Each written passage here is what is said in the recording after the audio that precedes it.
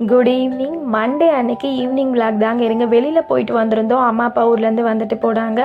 மகா தூங்கி எஞ்சோடனே பார்த்தீங்கன்னா ஃபர்ஸ்ட்டு நான் போயிட்டு மண் எடுத்துகிட்டு வரேன்னு சொல்லி கீழே போயிட்டு அன்றைக்கி அவள் ஸ்கூல் போகல.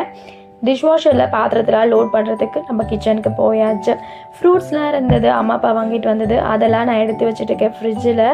போயிட்டு ஃபஸ்ட்டு ஃபேஸ் வாஷ் பண்ணி ரெஃப்ரெஷ் ஆகிட்டு வந்தாச்சு. ஈவினிங்கில் விளக்கேற்றி சாமி கும்பிட்டா தானே நமக்கு ஒரு திருப்தி. விளக்கேற்றி சாமி கும்பிட்டாச்சு.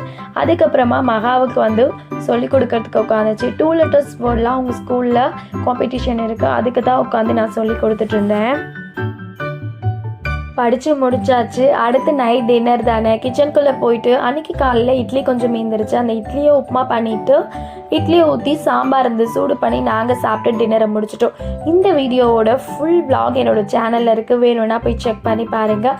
ஊர்லேருந்து பாட்டி மருதாணி கொடுத்தாங்க, அதை தான் நாங்கள் வச்சுக்கிட்டோம்.